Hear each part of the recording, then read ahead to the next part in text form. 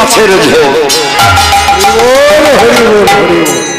এই জাগতিক জগতের মাগুর মাছ নয় গো, আর ভর যুবতী বলতে সাধারণ যুবতী নয়, যুবতী বলতে এই আমার মাতৃভূমিকে বললে। আর এই জগৎ সংসারে যত জীব আছে সবাইকে বললেন মহানিত্যানন্দ প্রভু। দাদা তুমি চিন্তা করো না, আমি নিত্যানন্দ, আমি যদি চৈতন্যের দাস হয়ে থাকি এই এক কৃষ্ণ নামে সকল জীবকে আমি উদ্ধার করে দিয়ে যাব।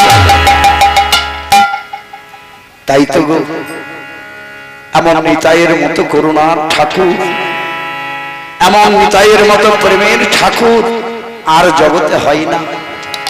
তাই তো নর্তন ঠাকুর নিত্যানন্দের চরণে আত্মনিবেদন করে বলেছে কি, একবার নিতাইকে